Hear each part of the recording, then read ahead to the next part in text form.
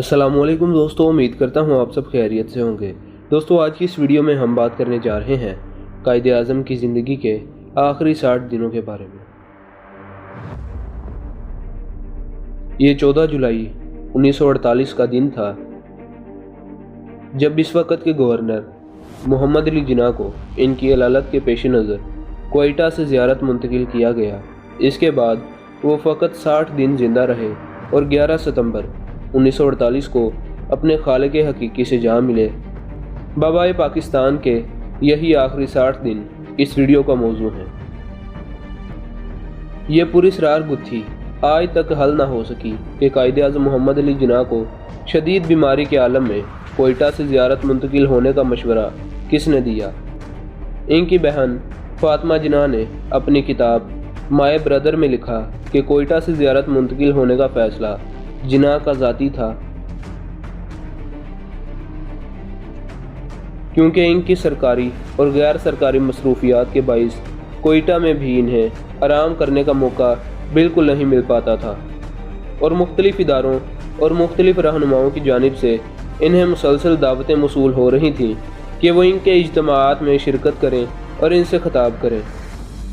ज़ियारत पहुँचने के बाद भी उन्होंने किसी मुस्तनद मुआलिज से इलाज करवाने पर तवज्जो न दी, लेकिन इन्हीं दिनों इतला मिली कि मशहूर डॉक्टर रियाज अली शाह अपने एक मरीज़ को देखने के लिए ज़ियारत आए हुए हैं। फातिमा जिन्ना ने अपने भाई से कहा कि डॉक्टर रियाज अली शाह की ज़ियारत में मौजूदगी से फ़ायदा उठाना चाहिए, मगर उन्होंने ये कहते हुए तजवीज़ सख्ती से मुस्तरद कर दी कि इन्हें कोई ज़्यादा संगीन मर्ज़ लाहक नहीं है और वह ज़रा इनका मैदा खुराक को ज़रा बेहतर तौर पर हज़म करने लगे तो वो जल्द ही दोबारा सेहतियाब हो जाएंगे। बकौले फातिमा जिन्ना वो डॉक्टरों के ऐसे मशवरों से हमेशा गुरेज करते थे कि क्या करें, क्या खाएं, कितना खाएं, कब सोएं और कितनी देर आराम करें। इलाज से गुरेज की इनकी यही पुरानी आदत औद कर आती थी, मगर जल्द ही वो अपनी इस आदत को तुर्क करने पर मजबूर हो गए।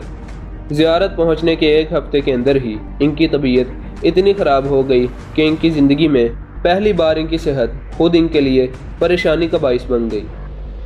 अब तक इनका ख्याल था कि वो सेहत को अपनी मर्ज़ी के ताबे रख सकते हैं, मगर 21 जुलाई 1948 को जब इन्हें ज़ियारत पहुंचते हुए फ़कत एक ही हफ्ता गुजरा था, उन्होंने ये तस्लीम कर लिया कि अब इन्हें सेहत के सिलसिले में ज़्यादा ख़तरात मोल नहीं लेने चाहिए और ये कि अब इन्हें वाकई अच्छे तिबी मशवरे और तवज्जो की ज़रूरत है। फातिमा जिन्ना का कहना है कि जो ही इन्हें अपने भाई के इस इरादे का इल्म हुआ तो उन्होंने इनके प्राइवेट सेक्रेटरी के ज़रिए कबीना के सेक्रेटरी को पैगाम भिजवाया कि वो लाहौर के फिजिशियन डॉक्टर कर्नल इलाही बख्श को बज़रिया हवाई जहाज़ ज़ियारत भिजवाने का इंतज़ाम करें। डॉक्टर इलाही बख्श 23 जुलाई 1948 को क्वेटा और फिर वहाँ से बज़रिया कार ज़ियारत पहुँचे, लेकिन दिन भर सफ़र करने के बावजूद इन्हें ज़ियारत पहुँचते पहुँचते शाम हो गई और जिन्ना से इनकी मुलाकात अगली सुबह ही मुमकिन हो सकी। उन्होंने अपनी किताब में लिखा, जब मैंने कायद से इनकी बीमारी के मुतालिक इस्तफ़ारात किए तो उन्होंने तमाम ज़ोर इसी बात पर रखा कि वो बिल्कुल भले चंगे हैं और ये कि इनका मैदा ठीक हो जाए तो वो जल्द ही मामूल के मुताबिक काम करने लगेंगे। मगर जब डॉक्टर इलाही बख्श ने जिन्ना का सरसरी मुआयना किया तो वो इस नतीजे पर पहुँचे कि इनका मैदा तो ठीक काम कर रहा है, लेकिन इनके सीने और फेफड़ों के बारे में सूरत हाल इत्मीनान बख्श नहीं है। डॉक्टर इलाही बख्श के मशवरे पर अगले दिन क्वेटा के सिविल सर्जन और क्लिनिकल पैथोलॉजिस्ट ज़रूरी आलात और साजो सामान के साथ ज़ियारत पहुँचे। उन्होंने फौरी तौर पर जिन्ना के टेस्ट किए, जिनके नताइज ने डॉक्टर इलाही बख्श के इन खदशात की तस्दीक कर दी कि वो तब तक के मर्ज़ में मुब्तला हैं। डॉक्टर इलाही बख्श ने जिन्ना के मर्ज़ के हवाले से सबसे पहले फातिमा जिन्ना को मुतला किया और फिर इन्हीं की हिदायत पर अपने मरीज़ को भी इस बीमारी से आगाह कर दिया।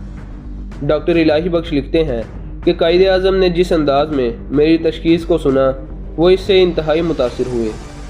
जब डॉक्टर इलाही बख्श ने जिन्ना को बताया कि इन्हें तब तक का मर्ज़ लाहक है तो जिन्ना ने जवाब दिया, डॉक्टर ये तो मैं 12 बरस से जानता हूँ। मैंने अपने मर्ज़ को सिर्फ इसलिए ज़ाहिर नहीं किया था ताकि हिंदू मेरी मौत का इंतज़ार न करने लगे। कहा जाता है कि अप्रैल 1947 में माउंट बेंटन, जवाहरलाल नेहरू और महात्मा गांधी में से किसी को भी इस गैर मामूली राज का पता चल जाता तो शायद हिंदुस्तान कभी तकसीम न हो सकता और आज एशिया की तारीख का धारा किसी और रुख में बहता होता। ये वो राज था जिससे बरतानवी सीक्रेट सर्विस भी आशना न थी, जिसमें बानी पाकिस्तान के फेफड़ों पर टेबल टेनिस गेंद के बराबर दो बड़े बड़े धब्बे साफ नजर आ रहे थे। हर धब्बे के गिर्द एक बाला सा था जिससे ये बिल्कुल साफ वाज़ेह होता था कि तब तक का मर्ज जिना के फेफड़ों पर किस कदर जारहाना अंदाज में हमलावर हो चुका है। मुंबई के डॉक्टर पटेल ने जिना की दरख्वास्त पर इनके एक्सरेज के बारे में कभी किसी को कुछ न बताया और ये सिर्फ एक राज ही बनकर रह गया। इनके पास वक़्त कम था और काम बहुत ज़्यादा था और वो बाकायदगी से इलाज का एहतमाम भी नहीं कर सकते थे। वो इतनी आहनी हिम्मत के मालिक थे कि उन्होंने अपने मर्ज़ के बारे में अपनी अजीज़ तरीन बहन को भी आगाह न किया था। हत्ता कि उन्होंने डॉक्टर इलाही बख्श को भी अपने इस राज से इस वक्त आगाह किया जब डॉक्टर साहिब खुद यही तशखीस कर चुके थे। माउंट बैटन ने कहा कि सारी ताकत जिना के हाथ में थी। अगर किसी ने मुझे बताया होता कि वो बहुत कम अरसे में ही मर जाएंगे तो मैं हिंदुस्तान को तकसीम न होने देता। ये वाहिद सूरत थी कि हिंदुस्तान मुताहिदा सूरत में बरकरार रहता। रास्ते का पत्थर सिर्फ मिस्टर जिना थे, दूसरे रहनुमा इस कदर बेलौस नहीं थे और मुझे यकीन है कि कांग्रेस इन लोगों के साथ किसी मुफाहमत पर पहुंच जाती और पाकिस्तान ता क़यामत वजूद में न आता। 30 जुलाई 1948 को जिना के तमाम मुआलिजीन ज़ियारत पहुंच गए। इससे एक दिन पहले बाबाए कौम की देखभाल के लिए कोयटा से एक तरबियत याफ्ता नर्स को भी ज़ियारत बुलवाया जा चुका था। अब खुदा खुदा करके जिना का बाकायदगी से इलाज शुरू होने के इम्कानात पैदा हो चुके थे कि इसी दिन एक ऐसा वाक़या पेश आया जिस पर अब तक खामोशी के पुरस्रार पर्दे पड़े हुए हैं और वो लोग जो इससे वाकिफ़ भी हैं इनका यही इसरार है कि इस वाक़े को अब तक भी राज ही रहने दिया जाए। ये वाक़या सबसे पहले मोहतरमा फातिमा जिना ने अपनी किताब माय ब्रदर में कलमबंद किया। इनकी वफ़ात के बाद इसका मुसव्वदा इन कागजात में दस्तयाब हुआ जो अब इस्लामाबाद के नेशनल आर्चीव्स में मौजूद हैं। इस मुसव्वदे को 1987 में कायद-ए-आज़म अकेडमी कराची ने किताब की शक्ल में शाया किया था, मगर इस किताब से इन पैराग्राफ्स को हदफ कर लिया गया था। मोहतरमा ने इस किताब में लिखा, जुलाई के आखिर में एक रोज़ वज़ीर आज़म लियाकत अली खान और चौधरी मोहम्मद अली बगैर किसी इतला के अचानक ज़ियारत पहुँच गए। वज़ीर आज़म ने डॉक्टर इलाही बख्श से पूछा कि जिना के मर्ज़ के बारे में इनकी तशख़ीस क्या है। डॉक्टर ने कहा कि इन्हें फातिमा जिना ने बुलाया है और वो अपने मरीज़ के बारे में सिर्फ इनको ही कुछ बता सकते हैं। वज़ीर आज़म ने इसरार किया कि वो बतौर वज़ीर आज़म कायद की सेहत के बारे में फ़िक्रमंद हैं, लेकिन तब भी डॉक्टर इलाही बख्श का मौक़िफ़ यही था कि वो अपने मरीज़ की इजाज़त के बगैर किसी को कुछ नहीं बता सकते। फातिमा जिना आगे लिखती हैं कि मैं इस वक्त भाई के पास बैठी हुई थी जब मुझे पता लगा कि वज़ीर आज़म और कबीना के सेक्रेटरी इनसे मुलाकात करने चाहते हैं। जब मैंने इसकी इतला भाई को दी तो वो मुस्कुराए और बोले, फातिमा तुम जानती हो वो यहाँ क्यों आया है। वो देखना चाहता है कि मेरी बीमारी कितनी शदीद है और ये कि मैं अब कितने दिन ज़िंदा रह सकूँगा। चंद मिनट बाद उन्होंने अपनी बहन से कहा, नीचे जाओ, वज़ीर आज़म से कहो मैं इससे भी मिलूँगा। फातिमा जिना ने भाई से गुजारिश की कि बहुत देर हो चुकी है, आप इनसे सुबह ही मिल लीजिएगा, मगर जिना ने हुक्म दिया, नहीं इसे अभी आने दो, वो खुद अपनी आंखों से देख ले। दोनों की मुलाकात आधे घंटे तक जारी रही। जूँ ही लियाकत अली खान वापस नीचे पहुँचे तो मोहतरमा फातिमा जिना ऊपर अपने भाई के पास आ गई। वो बुरी तरह थक चुके थे और उनका चेहरा उतरा हुआ था। उन्होंने अपनी बहन से फलों का जूस मांगा और फिर चौधरी मोहम्मद अली को अंदर बुलाया जो 15 मिनट तक इनके पास रहे। फिर जब वो दोबारा तनहा हुए, फातिमा जिना अंदर इनके पास गईं क्या वो जूस या कॉफ़ी लेना पसंद करेंगे, मगर उन्होंने कोई जवाब नहीं दिया। वो किसी गहरी सोच में महू थे। इतने में रात के खाने का वक़्त हो गया। कायद ने बहन से कहा, बेहतर है कि तुम नीचे चली जाओ और उनके साथ खाना खाओ। बहन ने कहा कि नहीं, मैं आपके पास ही बैठूंगी और यहीं पर खाना खा लूँगी। भाई ने कहा, यह मुनासिब नहीं है, वो यहाँ हमारे मेहमान हैं, जाओ और इनके साथ खाना खा लो। इसके बाद फातिमा जिना लिखती हैं कि खाने के मेज़ पर मैंने वज़ीर आज़म को बड़ा खुशगवार मूड में पाया। वो लतीफ़े सुना रहे थे और हंसी मजाक कर रहे थे, जबकि मैं भाई की सेहत के लिए खौफ से कांप रही थी, जो ऊपर की मंजिल में बिस्तरे अलालत पर पड़े हुए थे। खाने के दौरान चौधरी मोहम्मद अली चुपचाप किसी सोच में गुम रहे। کھانا ختم ہونے سے پہلے میں اوپر چلی گئی۔ جب میں کمرے میں داخل ہوئی تو بھائی مجھے دیکھ کر مسکرائے اور بولے، فاطمہ تمہیں بہت ہمت سے کام لینا ہوگا۔ 17 اکتوبر 1979 کو پاکستان ٹائمز لاہور میں ایک مضمون شائع ہوا جس کا عنوان تھا the last days of Quaid Azam. اس مضمون میں انہوں نے ایم اے رحمان کے ایک خط کا حوالہ دیا۔ اس خط میں لکھا تھا کہ ڈاکٹر الہی بخش کے بیٹے ہمایوں خان نے کہا کہ قائد اعظم پر دوا کا اثر بڑا موفق ہو رہا تھا، وہ بتدریج صحت یاب ہو رہے تھے۔ ایک روز لیاقت علی خان قائد اعظم سے ملنے زیارت آئے۔ وہ ان کے ساتھ تقریباً آدھا گھنٹہ رہے۔ اسی دوران دوا کھلانے کا وقت آ گیا، لیکن میرے والد اندر جا کر قائد اعظم کو دوا نہ دے سکے کیونکہ اندر جو ملاقات ہو رہی تھی وہ بے حد خفیہ تھی۔ چنانچہ وہ باہر انتظار کرتے رہے تاکہ ملاقات ختم ہوتے ہی وہ قائد اعظم کو دوا کھلا سکے۔ جب لیاقت علی خان کمرے سے باہر نکلے تو میرے والد فوراً اندر داخل ہو گئے اور قائد اعظم کو دوا کھلانا چاہی۔ انہوں نے دیکھا کہ قائد اعظم پر سخت افسردگی طاری تھی اور انہوں نے دوا کھانے سے انکار کر دیا اور کہا کہ اب میں مزید زندہ نہیں رہنا چاہتا۔ اس کے بعد والد صاحب کی بھرپور کوشش اور اصرار کے باوجود قائد اعظم نے اپنے ڈاکٹر کے ساتھ تعاون کرنے سے انکار کر دیا۔ ہمایوں خان نے مزید بتایا کہ قائد اعظم کے انتقال کے فوراً بعد لیاقت علی خان نے میرے والد کو بلاوا بھیجا۔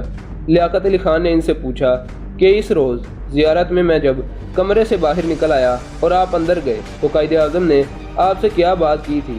میرے والد نے لیاقت علی خان کو بہتر یقین دلانے کی کوشش کی کہ قائد نے آپ دونوں کے مابین ہونے والی گفتگو کے بارے میں مجھ سے قطعاً کوئی بات نہیں کی۔ البتہ اس کے بعد قائد نے دوا کھانا بند کر دی۔ لیکن میرے والد کے اس جواب سے لیاقت علی خان کو تسلی نہ ہوئی۔ لیاقت علی خان کافی دیر تک میرے والد کو زیر کرنے کی کوشش کرتے رہے۔ جب ان کی ملاقات ختم ہوئی اور میرے والد کمرے سے باہر نکلنے لگے تو لیاقت علی خان نے انہیں واپس بلایا اور انہیں تنبیہ کی کہ انہوں نے کسی اور کے ذریعے سے اس ملاقات کے بارے میں کچھ سنا تو انہیں سنگین نتائج کا سامنا کرنا پڑے گا۔ اب حقیقت کیا ہے اس کا علم تو صرف اللہ کو ہے اور ان 5-6 شخصیات کو ہی تھا جو اس وقت موقع پر موجود تھیں۔ اب بدقسمتی سے ان میں سے کوئی بھی زندہ نہیں ہے اور اس واقعے پر 73 سال کی گرد جم چکی ہے اور اب ایسا کوئی ذریعہ باقی نہیں جو قوم کو اس واقعے کی اصلیت سے آگاہ کر سکے۔ 2-3 دن میں جناح کی حالت اتنی بہتر ہو گئی کہ 3 اگست کو ڈاکٹر کرنل الہی بخش نے ان سے لاہور جانے کے لیے 4 دن کی چھٹی بھی لے لی۔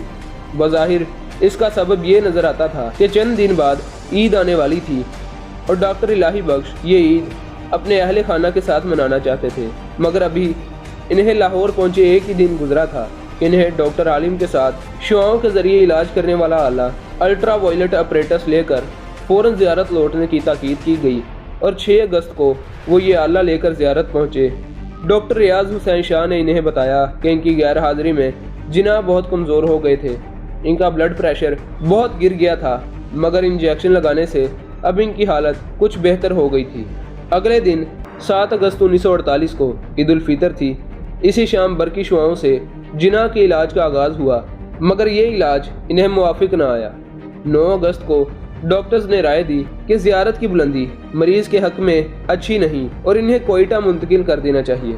پہلے تو جناح 15 اگست سے پہلے سفر کے لیے آمادہ نہیں تھے، کیونکہ اس سال جون میں فیصلہ ہو چکا تھا کہ یوم آزادی 15 کی بجائے 14 اگست کو منائی جائے گی، لیکن وہ اپنے معالجین کے اصرار پر 13 اگست کو کوئٹہ جانے پر رضامند ہو گئے۔ جناح جب 13 اگست کی شام کوئٹہ واپس پہنچے تو انہوں نے اپنے معالجوں سے کہا، بہت اچھا کیا آپ مجھے یہاں لے آئے۔ زیارت میں مجھے ایسا محسوس ہوتا تھا کہ جیسے میں پنجرے میں بند ہوں۔ کوئٹہ پہنچنے کے بعد 16 اگست کو ان کے معالجین نے ایک مرتبہ پھر ایکس رے اور دیگر ٹیسٹ لیے۔ ایکس رے کے ان نتائج سے معلوم ہوا کہ جناح کی صحت بتدریج بہتر ہو رہی ہے اور ٹیسٹ کے نتائج میں بھی یہی بات سامنے آ گئی۔ چنانچہ معالجین نے جناح کو مصروف رکھنے کے لیے ان کو اخبارات کے مطالعے کی اجازت دے دی۔ کوئٹہ پہنچنے کے بعد جناح کی صحت چند روز کے لیے اس قدر سنبھل گئی تھی کہ وہ تھکان محسوس کیے بغیر روزانہ 1 گھنٹہ کام کرنے لگے تھے۔ ان کا معدہ بھی بہتر کام کر رہا تھا، یہاں تک کہ ایک دن جناح نے ڈاکٹرز کے مشورے کے بغیر حلوہ پوڑی تیار کر کے شوق سے کھائی۔ چند دن بعد انہوں نے ڈاکٹرز کی اجازت سے सिगरेट नोशी भी शुरू कर दी। डॉक्टर्स का ख्याल था कि अगर कोई सिगरेट नोश बीमारी के दौरान सिगरेट तलब करे तो ये इसकी सेहत की जानिब लौटने की अलामत होगी। अब डॉक्टर्स ने जिना की सेहत का मज़ीद जायज़ा लेते हुए इनसे गुजारिश की कि इन्हें कोयटा से कराची मुंतकिल हो जाना चाहिए, लेकिन जिना स्ट्रेचर पर लेटे लाचार कैफियत में गवर्नर हाउस नहीं जाना चाहते थे। इनसे बार बार दरख्वास्त की गई तो वो इस शर्त पर कराची जाने के लिए आमादा हो गए कि वो गवर्नर हाउस में नहीं बल्कि नवाब ऑफ बहावलपुर की रिहाइश गाह में मुकीम रहेंगे। इन दिनों नवाब ऑफ बहावलपुर इंग्लिस्तान में मुकीम थे।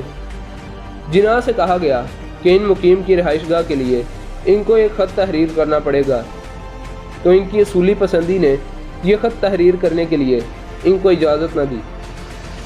वो नहीं चाहते थे कि वो ममलिकत के गवर्नर होते हुए अपनी ममलिकत में शामिल एक रियासत के नवाब से किसी किस्म की सहूलत की इजाज़त तलब करें। 29 अगस्त 1948 को डॉक्टर इलाही बख्श ने जिना का एक मरतबा फिर मुआयना किया। वो लिखते हैं, कायदे आज़म का मुआयना करने के बाद मैंने ये उम्मीद जाहिर की कि जिस रियासत को आप वजूद में लाए हैं इसे पूरी तरह मुस्तहकिम और इस्तवार करने के लिए देर तक ज़िंदा रहें। मेरे वहमो गुमान में भी नहीं आया कि मेरे जज्बात से वो गमगीन हो जाएंगे। इनके ये अल्फाज और इनका अफसुर्दा लहजा भी मैं कभी नहीं भूल सका। जिना ने डॉक्टर इलाही बख्श को मुखातिब करते हुए कहा, आपको याद है जब आप पहली बार ज़ियारत आए थे तो मैं ज़िंदा रहना चाहता था, लेकिन अब मेरा जीना मरना बराबर है। डॉक्टर इलाही बख्श लिखते हैं कि ये अल्फाज ज़बान से अदा करते वक्त इनकी आंखों से आंसू निकल गए। कायद को रोता देकर मैं दंग रह गया। यही वाक़या फातिमा जिना ने भी तहरीर किया, मगर कदरे मुख्तलिफ अल्फाज में। वो लिखती हैं कि अगस्त के आखिरी दिनों में जिना पर अचानक मायूसी का गलबा हो गया। एक दिन मेरी आंखों में गौर से देखते हुए उन्होंने कहा, फातिमा अब मुझे ज़िंदा रहने में कोई दिलचस्पी नहीं, मैं जितनी जल्दी चला जाऊँ उतना बेहतर है। मैंने कहा कि आप जल्द ही बेहतर हो जाएंगे। मेरी बात सुनकर वो मुस्कुराए। उन्होंने कहा, नहीं अब मैं ज़िंदा नहीं रहना चाहता। 1 सितंबर 1948 को डॉक्टर इलाही बख्श ने मायूसाना लहजे में मोहतरमा फातिमा जिना को बताया कि इनके भाई को हेमरेज हो गया है और इन्हें फ़ौरन ही कराची ले जाना चाहिए, क्योंकि कोयटा की बुलंदी इनके लिए मौजू नहीं है। अगले आने वाले दिनों में जिना की तबीयत मज़ीद बिगड़ती गई। 5 सितंबर को डॉक्टर ने तशख़ीस किया कि इन पर नमूनिया का हमला भी हुआ है। 10 दिसंबर 1948 को डॉक्टर इलाही बख्श ने फातिमा जिना को मुतला किया कि अब जिना के ज़िंदा बचने की कोई उम्मीद बाकी नहीं, और ये कि अब वो फ़कत चंद दिनों के मेहमान हैं। गालबन इसी दिन जिना पर बेहोशी का गलबा हुआ। इस बेहोशी के आलम में इनकी ज़बान से रबत अल्फाज अदा हो रहे थे। वो बड़बड़ा कर कह रहे थे, कश्मीर इन्हें फ़ैसला करने का हक़ दो, आइन मैं इसे मुकम्मल करूँगा, बहुत जल्द महाजरीन इन्हें हर मुमकिन मदद दो, पाकिस्तान। दोस्तों, कायदे आज़म के आखिरी 60 दिनों की कहानी आपको कैसी लगी कमेंट बॉक्स में हमें ज़रूर आगाह करें। अगर आपको ये वीडियो अच्छी लगी हो तो इस वीडियो को लाइक ज़रूर करें, और अगर आप हमारे चैनल पर न्यू हैं तो इस चैनल को जल्दी से सब्सक्राइब कर दें और साथ मौजूद बेल आइकन को लाजमी प्रेस करें ताकि ऐसी इंफॉर्मेटिव वीडियो के अपडेट्स बर वक्त आप तक पहुँचते रहें। मिलते हैं एक नई वीडियो के साथ, तब तक के लिए अल्लाह हाफिज़।